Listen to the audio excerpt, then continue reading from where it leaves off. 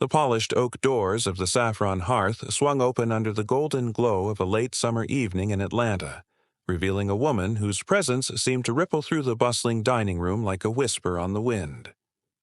Lena Carver stepped inside, her simple cotton dress, a faded navy blue with faint creases, clinging modestly to her frame, her graying hair pulled into a loose bun that spoke of a long day's labor rather than meticulous care. In her hands, she clutched a worn leather purse, its edges frayed from years of use, a stark contrast to the gleaming handbags dangling from the arms of the restaurant's usual clientele. The saffron hearth was no ordinary eatery. It was a crown jewel of Southern cuisine, nestled in the heart of the city's upscale district, where the air smelled of magnolia blossoms and money. Crystal goblets clinked against fine china, and the soft hum of jazz floated from a trio in the corner, their notes weaving through the laughter of patrons draped in silk scarves and tailored blazers. Lena's entrance drew curious glances, some subtle, others less so, as her scuffed loafers tapped softly against the hardwood floor, a sound swallowed by the din of wealth around her. She approached the hostess stand, her posture straight but unassuming, and offered a quiet smile to the young woman behind it. "Good evening," Lena said, her voice steady and warm, like a breeze rustling through a cotton field. "I'd like a table, please, if there's one free." The hostess, a petite blonde named Claire with a practiced smile, hesitated, her eyes flicking over Lena's attire with a flicker of doubt. Before she could respond, a waiter emerged from the shadows of the dining room. Travis Boone, a lanky man with a mop of dark hair and a smirk that curled like smoke. He leaned against the stand, his crisp white shirt a badge of his authority, and let out a low chuckle. "You sure you're in the right place, ma'am?" he asked, his tone dripping with mockery loud enough to turn heads. "This ain't no soup kitchen." What happened next would leave the entire restaurant reeling, a twist so sharp it'd carve itself into the memory of every soul present. But before we dive deeper, let us know where you're watching from in the USA. Drop your city in the comments below, and if you love a good story of justice served hot, stick around with Raven Stories. Lena's night was about to turn this fine dining haven upside down. The saffron hearth stood as a monument to Southern elegance, its walls adorned with oil paintings of sprawling plantations and magnolia trees, their frames glinting under the soft, amber light of wrought iron chandeliers. The aroma of slow-roasted pork and cornbread wafted from the kitchen, mingling with the tang of aged bourbon poured into glasses at tables draped in pristine white linens. Outside, the Atlanta skyline shimmered through floor-to-ceiling windows, a tapestry of steel and glass that framed the restaurant's perch atop a bustling avenue where luxury cars purred past valet stands. Inside, the clientele was a parade of the city's elite, lawyers in pinstripe suits, women with pearls cascading down their necks, and entrepreneurs whose laughter carried the weight of million-dollar deals. Lena Carver, standing at the hostess stand, seemed a pebble dropped into this ocean of opulence, her quiet presence rippling outward as Travis's words hung in the air like a dare. Claire, the hostess, shifted uncomfortably, her fingers tightening around the reservation book as she glanced between Lena and Travis. "We might have something in the back," she murmured, her voice a thin thread of politeness. But Travis cut her off with a wave of his hand. "Back near the kitchen's fine," he said, his eyes locking onto Lena's with a glint of challenge. "That's where folks like you usually sit, right?" The nearby diners, a couple sipping martinis, an older man in a bow tie, turned their heads, their whispers threading through the jazz like static. Lena met Travis's gaze, her brown eyes steady as a still pond, and nodded once. "That'll do," she said simply, her voice carrying a quiet dignity that seemed to unnerve him. Travis smirked wider, leading her through the dining room with an exaggerated swagger, his strides long and deliberate as if to emphasize the distance between her and the polished world around them. He stopped at a small table tucked beside the swinging kitchen doors, where the clatter of pots and the hiss of steam bled into the air, and dropped a menu onto the table with a careless flick. "Here you go," he said, his tone sharp as a blade. "Don't expect me to hold your hand through it." Lena settled into the chair, her movements slow and deliberate, as if she were planting roots in that very spot. The couple at the martini table, a woman named Grace with auburn hair and her husband Tom, exchanged a glance. "That waiter's got some nerve," Grace muttered under her breath, her brow furrowing. Tom nodded, his jaw tight. "She's not bothering anyone. Why's he acting like that?" Across the room, an elderly woman in a lavender dress, Mrs. Evelyn Tate, peered over her glasses, her lips pursing as she watched Travis strut back to the bar. The tension was a live wire now, sparking quietly, waiting for a single move to set it ablaze. Travis Boone had worked at the Saffron Hearth for 3 years, a tenure he wore like a crown, his sharp tongue and quick grin a shield against the monotony of serving the privileged. He thrived on the power of his position, the way a well-timed quip could earn a laugh from the right table or a nod from the manager, Mr. Hargrove, who prized efficiency over empathy. Tonight, though, Travis saw Lena Carver as a challenge, a smudge on the pristine canvas of his domain, and he wasn't about to let her slip by unnoticed. As Lena scanned the menu, her fingers tracing the elegant script of dishes like pecan-crusted catfish and braised short ribs, Travis lingered nearby, his arms crossed as he muttered to a passing busboy, "Bet she can't even pronounce half this stuff." The busboy, a wiry kid named Jamal, offered a nervous chuckle but kept his eyes down, sensing the edge in Travis's voice. Lena's order came moments later, delivered in that same warm, unshaken tone. "I'll have the shrimp bisque and the cornbread, please." Travis raised an eyebrow, scribbling it down with a flourish, then leaned in close.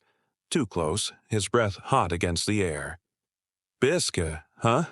Fancy word for soup. Hope you brought enough change for that." His words carried across the room, a deliberate jab that drew a few stifled laughs from a table of young professionals in pressed suits. Lena didn't flinch, her gaze lifting to meet his with a quiet intensity that made his smirk falter for a split second. "I'll manage," she replied, folding her hands in her lap.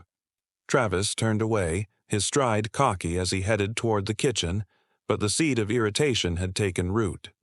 Minutes later, he emerged with her bisque, a steaming bowl of creamy amber, flecked with herbs, and set it before her with a thud. Then, in a move so brazen it seemed rehearsed, he leaned over and spat into the bowl, a glob of saliva sinking into the surface as the room gasped in unison. "There," he said, loud enough for the nearest tables to hear. "Seasoned just for you." The martini couple, Grace and Tom, froze, their glasses halfway to their lips. "Did he just?" Grace whispered, her voice trembling with disbelief. Tom's face darkened, his fist clenching. "That's disgusting. She doesn't deserve that." Mrs. Evelyn Tate, the elderly woman in lavender, set her fork down with a sharp clink, her eyes narrowing as she murmured to her companion, "That boy's about to learn a hard lesson." The dining room buzzed with outrage, a low hum of voices rising like a storm on the horizon. But Lena sat still, her expression unreadable, her silence a hook that kept every eye on her. The air in the saffron hearth thickened with a tension so palpable it seemed to cling to the crystal chandeliers, dimming their sparkle as Travis Boone stood over Lena's table, his chest puffed out like a rooster claiming his turf. The spit in her bisque glistened under the soft lighting, a grotesque mark of his defiance, and for a moment the restaurant held its breath, waiting for Lena to react, to storm out, to shout, to give Travis the satisfaction of breaking her composure. But Lena Carver did none of those things. She lifted her spoon, her movement slow and deliberate, and stirred the bisque once, twice, as if considering the weight of the insult before setting the spoon back down with a gentle tap. "You must not like your job much," she said, her voice low but clear, carrying a thread of steel that cut through the murmurs around her. Travis blinked, caught off guard by her calm, then barked a laugh that echoed too loudly in the now quiet room. "Lady, I love my job," he shot back, crossing his arms. "Keeping riffraff like you in check is the best part." The word riffraff landed like a slap, and the diners reacted in waves. Grace's hand flew to her mouth, Tom half rose from his seat, and Mrs. Tate's companion, a wiry man named Harold, muttered, "He's digging his own grave." Travis, emboldened by the silence he mistook for agreement, leaned closer, his voice rising. "Go on, eat it, or leave. Your call." Lena's eyes flicked up to meet his, and for the first time, a faint smile tugged at her lips, not of amusement, but of something deeper, something knowing. "I'll wait," she said simply, leaning back in her chair as if settling in for a show. The refusal threw Travis off balance, his smirk twisting into a scowl as he straightened up. "Suit yourself," he snapped, turning on his heel and storming toward the kitchen, his footsteps a drumbeat of frustration. The room erupted into whispers. Grace turned to Tom, her voice urgent. "She's got guts. I'd have walked out by now." Tom nodded, his eyes locked on Lena. "She's not scared. That's what's got him rattled." Mrs. Tate, her hands folded primly, leaned toward Harold. "Mark my words, that waiter's arrogance is about to cost him dearly." The jazz trio faltered, their notes stumbling as the tension seeped into their rhythm, and every diner felt it. Something big was brewing, a storm gathering strength in the stillness of Lena's unshaken calm. The Saffron Hearth's dining room had become a stage, its polished floors and elegant tables now props in a drama unfolding under the watchful eyes of Atlanta's elite. Travis Boone disappeared behind the kitchen doors, but his absence only sharpened the anticipation, leaving Lena Carver at the center of a growing spotlight. Her bisque sat untouched, the spit a glaring blemish in the bowl. Yet she remained seated, her hands resting lightly on the table, her posture a quiet defiance that seemed to radiate through the room. The murmurs swelled. Some diners craned their necks for a better view. Others whispered theories about who she might be, while a few, like Grace and Tom, openly rooted for her to stand her ground. "She's got more class in her pinky than that waiter's got in his whole body," Grace said, her voice tight with admiration. Tom agreed, his eyes narrowing. "He's gonna regret this. You don't mess with someone that steady." Mrs. Evelyn Tate, her lavender dress catching the chandelier's glow, watched with a knowing glint, her fingers tapping the table as if counting down to an inevitable reckoning. Then the kitchen doors swung open again, not with Travis but with Mr. Daniel Hargrove, the restaurant manager, a broad-shouldered man in a charcoal suit, his salt-and-pepper hair slicked back with precision.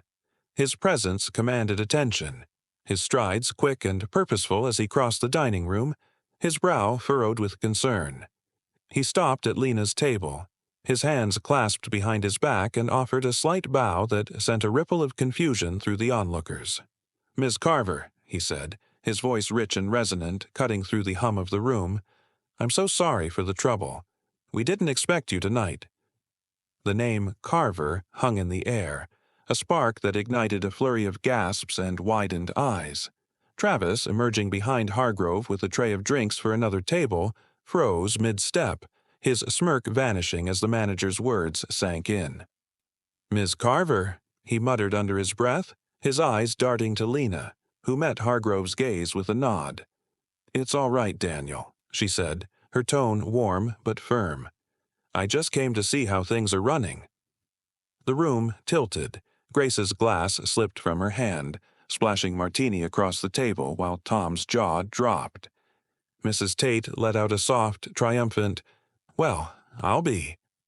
Hargrove turned, his eyes locking onto Travis with a storm brewing behind them, and the waiter's tray trembled in his grip. Twist was close, a revelation poised to shatter every assumption, and the hook was set. Would Travis crumble, or would he dig deeper into his own ruin? Mr. Daniel Hargrove's voice lingered in the air of the Saffron Hearth like the final note of a jazz solo, its resonance cutting through the clatter of forks and the hum of whispered speculation. "Miss Carver," he repeated, his tone laced with a reverence that seemed to bend the very light of the chandeliers. "We didn't expect you tonight."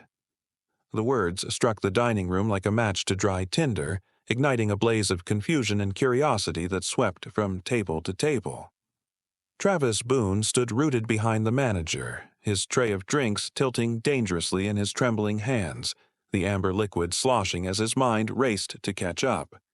His earlier swagger had evaporated, replaced by a flicker of panic that widened his eyes and tightened his jaw. Lena Carver, still seated at her humble table beside the kitchen doors, offered Hargrove a small, measured smile, her fingers brushing the edge of her untouched bisque as if it were a prop in a play she'd long rehearsed. "I like to drop in unannounced sometimes," she said, her voice a soft current beneath the rising tide of the room's unrest. "Keeps everyone on their toes." The martini couple, Grace and Tom, leaned forward, their faces a mirror of shock and dawning realization. "Carver?" Grace whispered, her voice trembling with the weight of the name. "As in, the Carver?" Tom's eyes darted to Lena, then back to his wife. "No way. She can't be." Across the room, Mrs. Evelyn Tate's lips curved into a knowing smirk, her lavender-gloved hands folding neatly as she murmured to Harold, "I told you she wasn't ordinary." The jazz trio, sensing the shift, let their notes fade into a hush, the silence amplifying every rustle of silk and clink of glass. Travis's tray finally slipped, a single tumbler crashing to the floor in a shatter of crystal that jolted the room, drawing every gaze to him. His face flushed crimson, and he stammered, "What's going on here?" "Who is she?" Hargrove turned, his stern gaze pinning Travis like a moth to a board, and the waiter's bravado withered under its weight. "You'll find out soon enough," Hargrove said, his words a promise laced with warning. The diners leaned in, their breaths held as if the next moment might unveil a secret too grand to fathom, and Lena's calm presence became the eye of a storm that was only just beginning to swirl. Travis Boone's chest heaved as he stood amid the shards of broken glass, the spilled bourbon pooling at his feet like a stain on his pride. The Saffron Hearth's dining room, once a sanctuary of polished elegance, now felt like a courtroom, and he was the accused with no defense in sight. Mr. Hargrove's cryptic words, "You'll find out soon enough," echoed in his ears, a taunt that stoked the embers of his defiance into a roaring flame. He straightened, brushing a hand through his dark hair, and forced a laugh that sounded more like a choke. "This is ridiculous," he declared, his voice loud enough to ripple across the tables, a desperate bid to reclaim control. "She's nobody. Look at her. Old dress, beat-up purse, you're all falling for some sob story." His eyes darted to Lena, searching for a crack in her composure, but she met his stare with that same faint smile, her silence a wall he couldn't breach. Hargrove stepped closer, his broad frame casting a shadow over Travis, but the waiter pressed on, his words tumbling out like a gambler doubling down. "I don't care what you say, boss. She's not worth the fuss. Probably scrounged up a few bucks to play fancy for a night." The room gasped, a collective intake of breath that sharpened the air, and the tide of opinion began to turn. Grace slammed her napkin onto the table, her voice rising. "You're a disgrace. Spitting in her food wasn't enough. You've got to insult her too?" Tom nodded, his fists clenched. "Keep talking, kid. You're burying yourself." Mrs. Tate's companion, Harold, leaned forward, his voice low but firm. "He's too thick to see what's coming." The other diners, men in crisp ties, women with diamond studs, shifted in their seats, their murmurs growing bolder, a chorus of disapproval that drowned out the faint strains of jazz restarting in the corner. Lena, unmoved, traced a finger along the rim of her bowl, her eyes lifting to Hargrove. "He's got a lot to say," she remarked, her tone dry as dust, a spark of amusement flickering beneath it. Hargrove's jaw tightened, and he turned to Travis, his voice dropping to a dangerous hush.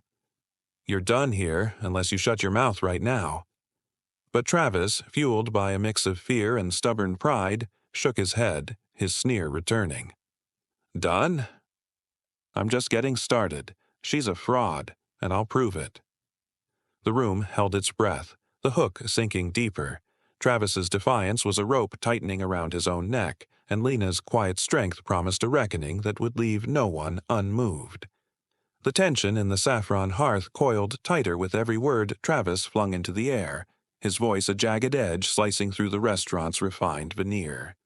The polished hardwood floors gleamed under the chandelier light, but the glow felt dimmer now, as if the room itself braced for the storm about to break. Mr. Hargrove's face hardened, his hands clenching at his sides, but before he could respond, Lena Carver rose from her chair, her movements slow and deliberate, like a queen stepping onto a battlefield. The faint creak of her seat silenced the murmurs, and every eye locked onto her. Grace and Tom with bated breath, Mrs. Tate with a triumphant glint, and Travis with a scowl that faltered at the edges. She smoothed her faded dress, her fingers steady, and turned to face the room, her voice cutting through the stillness like a blade through silk. "Travis, you've made quite a show tonight," she said, her tone calm but resonant, carrying a weight that pinned him in place. "But I think it's time everyone knew the truth." Hargrove stepped back, his expression shifting from anger to something akin to awe, and the diners leaned forward, their anticipation a palpable hum. Lena's eyes swept the room, then settled on Travis, her smile widening just enough to unsettle him. "This restaurant, the Saffron Hearth, I built it from the ground up. Every brick, every recipe, every dream in this place is mine. I'm the founder." The revelation crashed over the room like thunder, a shockwave that shattered the air into fragments of gasps and wide-eyed stares. Travis's tray clattered to the floor again, drinks forgotten, his mouth gaping as if the words had stolen his breath. Grace's hand flew to her chest, her voice a whisper. "She's the founder? Oh my God." Tom let out a low whistle, his eyes gleaming. "He's toast." Mrs. Tate clapped her hands once, a sharp sound of delight, and murmured, "There it is." The hammers dropped. The young professionals in suits exchanged stunned glances, their laughter replaced by silence, while the jazz trio stopped mid-note, their instruments falling quiet as if bowing to the moment. Hargrove nodded, his voice steady but proud. "Ms. Lena Carver founded this place 30 years ago. She's the reason we're all here." Travis's knees buckled slightly, his face draining of color, and he stammered, No, that's impossible. She can't." But Lena cut him off, her gaze piercing. "It's not just possible, Travis. It's fact, and you just spat in my soup." The room erupted into a buzz of outrage and awe, the hook landing hard. Travis's world was crumbling, and Lena's triumph was only beginning. The saffron hearth trembled under the weight of Lena Carver's words, the revelation rippling through the dining room like a stone dropped into still water, sending waves of shock and reckoning in every direction. Travis Boone stood frozen amid the wreckage of his bravado, the shattered glass at his feet a mirror to the collapse of his confidence. His hands shook as he gripped the edge of a nearby table, his eyes darting from Lena to Hargrove to the sea of faces now staring at him with a mix of pity and scorn. The air smelled faintly of bourbon and shame, the once warm aroma of cornbread now a distant memory beneath the stench of his mistake. Lena remained standing, her faded dress suddenly regal in the soft light, her presence towering over Travis despite her modest frame.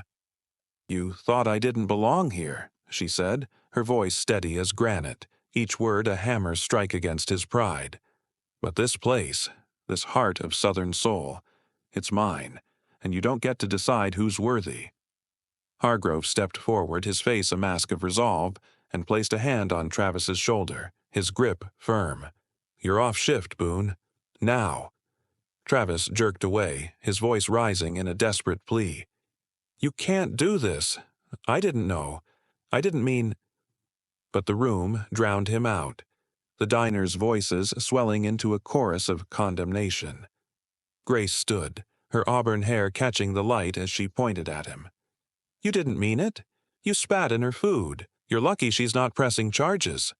Tom nodded, his tone cold. "Get him out of here before he makes it worse." Mrs. Tate's companion, Harold, shook his head, his voice a growl. "Boy's got no sense of decency." The young professionals whispered among themselves, one muttering, "He's finished." No coming back from that. Lena raised a hand, silencing the uproar with a gesture so simple it seemed to command the very air. "Enough," she said, her eyes locking onto Travis's. "I don't want your apologies. I want you to think, really think, about what respect means. It's not about who you see in front of you. It's about who they are inside." Her words hung heavy, a lesson carved into the silence, and Travis's shoulders slumped, his defiance bleeding away as the truth sank in. The hook tightened. Would he crumble under her grace, or would her mercy spark something more? The saffron hearth settled into an uneasy calm as Lena Carver's lesson echoed through the room, her words a beacon that illuminated the shadows of Travis Boone's disgrace. The chandelier light danced across the polished tables, but the gleam felt softer now, as if the restaurant itself exhaled after holding its breath too long. Travis stood alone, his white shirt stained with bourbon, his hands limp at his sides as the weight of Lena's revelation pressed down on him like a millstone. The diners watched in silence, their earlier outrage giving way to a quiet awe, their eyes shifting between Lena and the waiter who'd dared to cross her. Mr. Hargrove moved to her side, his voice low but firm. "Miss Carver, what do you want done with him?" Lena tilted her head, studying Travis with a gaze that held neither anger nor pity, only a steady, unflinching clarity. "Let him stay for now," she said, her tone a thread of steel wrapped in velvet. "But he's got some learning to do." Travis's head snapped up, his eyes wide with disbelief, but he said nothing. The fight drained from him like water from a cracked jug. Grace and Tom exchanged a glance, their tension easing into relief. "She's giving him a chance," Grace murmured, her voice soft with wonder. "More than he deserves." Tom nodded, his jaw loosening. "That's real strength right there." Mrs. Tate leaned back, her lavender dress rustling as she smiled faintly. "She's not just the founder. She's the soul of this place." The jazz trio struck up again, their notes tentative at first, then swelling into a melody that seemed to honor the moment. Hargrove turned to the staff, busboys, cooks, and servers who'd gathered at the kitchen doors, and raised his voice. "Ms. Carver's the reason we've got jobs, folks. She built this restaurant with her own hands, her own heart. Tonight's a reminder. We serve everyone, no exceptions." The staff nodded, their faces a mix of shame and resolve, while Travis stood apart, his head bowed as if the ground might swallow him whole. Lena sat back down, her bisque pushed aside, and gestured to Hargrove. "Bring me a fresh bowl, Daniel. I'm still hungry." The room chuckled, a release of tension that rippled through the air, and the hook landed firm.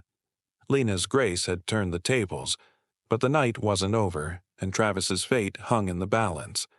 The saffron hearth hummed with a newfound reverence as Lena Carver's words settled over the dining room like a warm breeze after a storm, her quiet command for a fresh bowl of bisque shifting the air from tension to something softer, something sacred.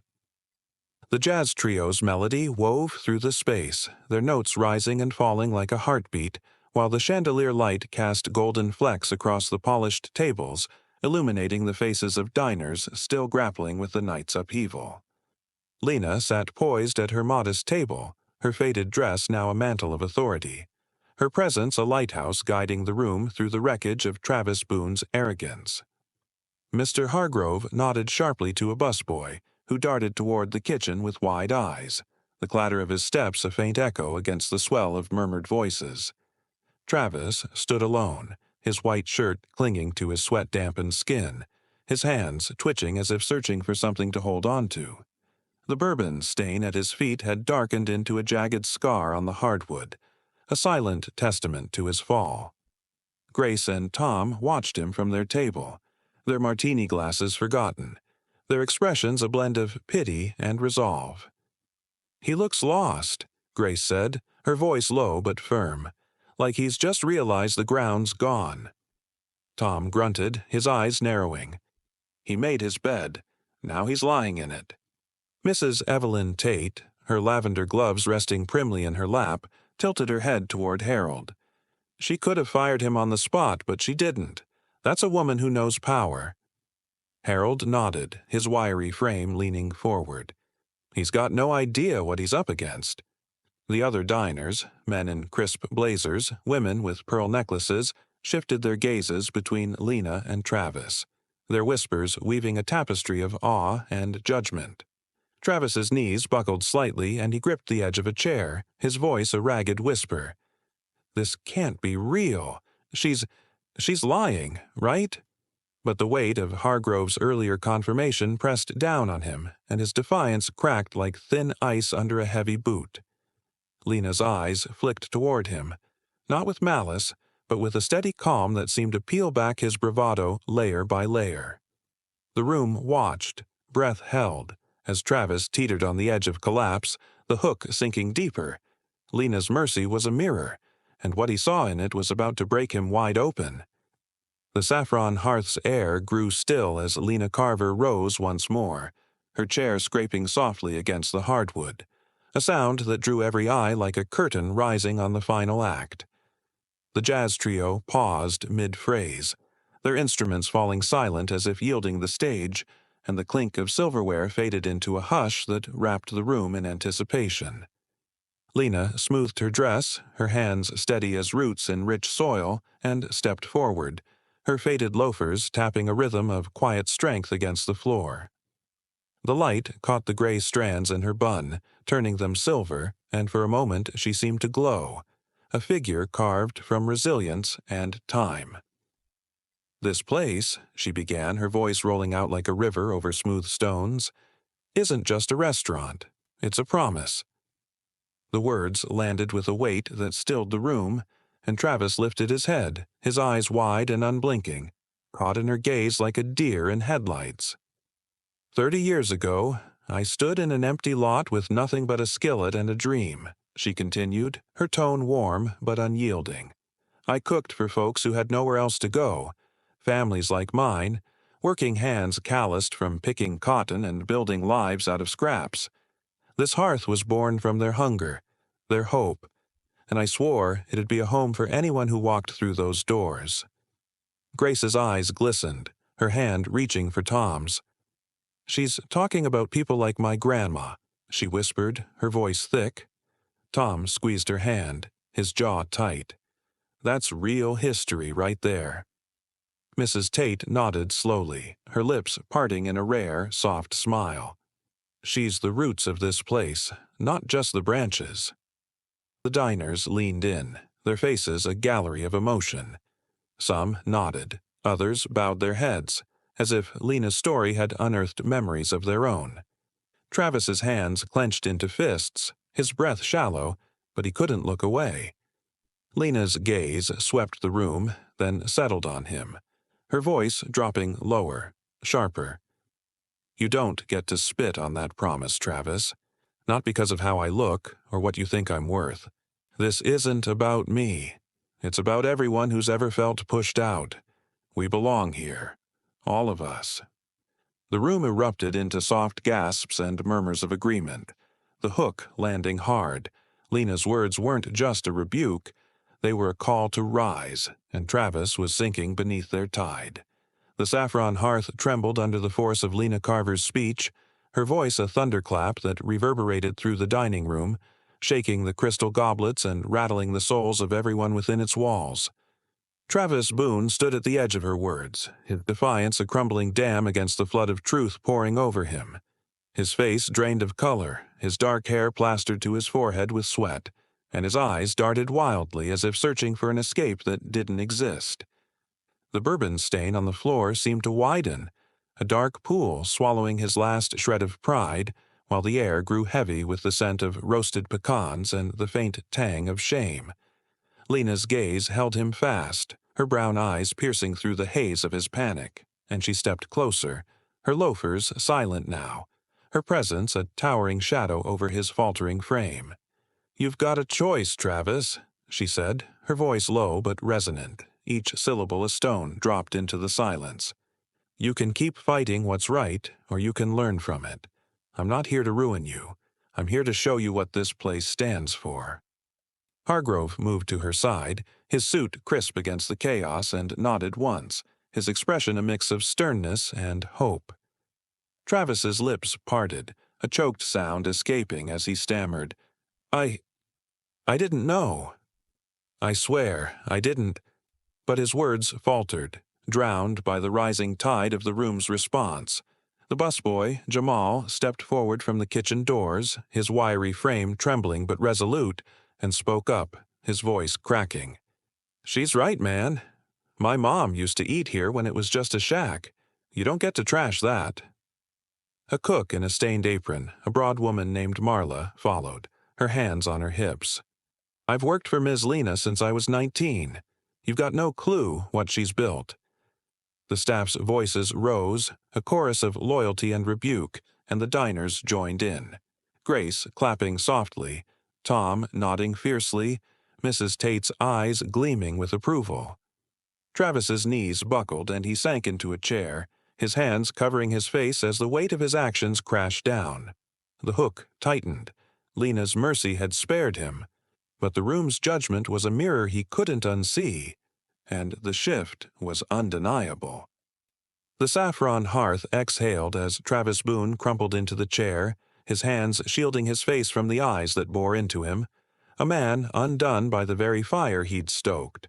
The dining room's golden glow softened, the chandeliers casting a gentle warmth over the tables, as if the restaurant itself embraced the shift unfolding within its walls.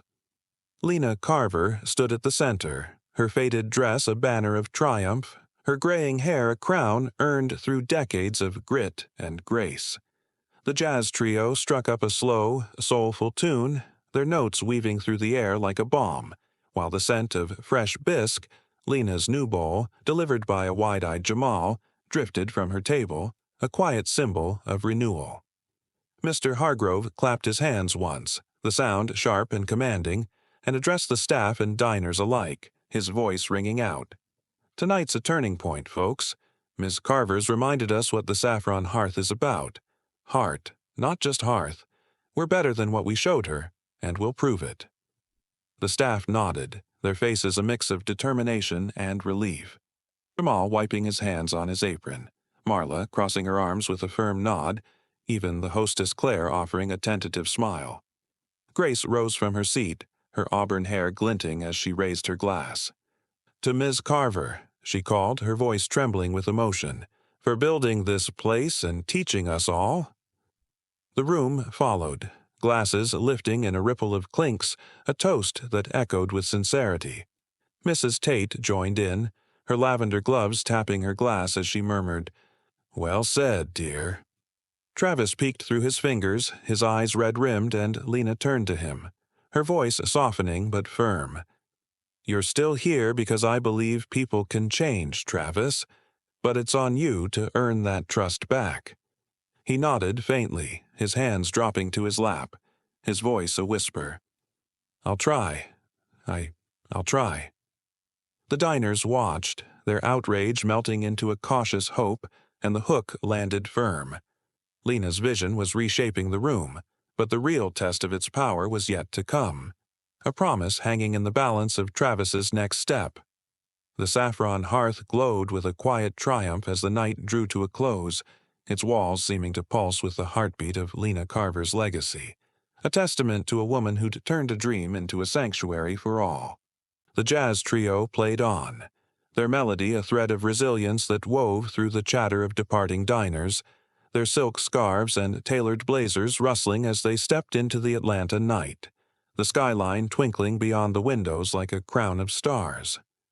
Lena sat at her table, savoring her fresh bisque, the steam curling upward in delicate wisps, her faded dress now a symbol of a victory, won not with fury, but with faith.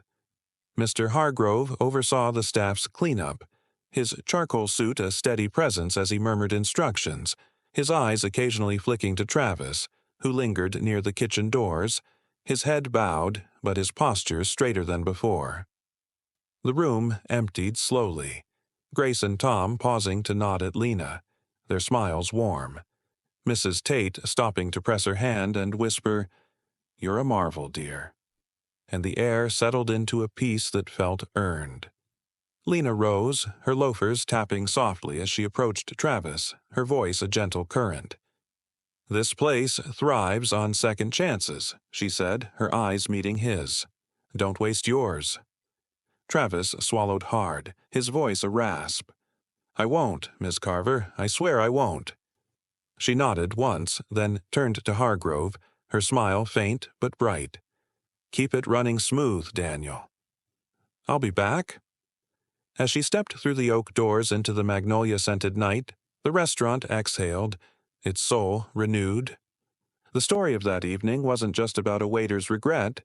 It was a lesson in dignity, a reminder that respect isn't a privilege but a right, no matter the clothes on your back or the color of your skin. So, what do you think, folks? Have you ever seen kindness turn a wrong into a right? Share your thoughts below. We'd love to hear your stories. If this tale of justice and heart moved you, hit that like button, share it with your friends, and subscribe to Raven's Stories for more. Oh, and one last thing. Where are you watching from in the USA? Drop your city in the comments and we'll see you in the next story.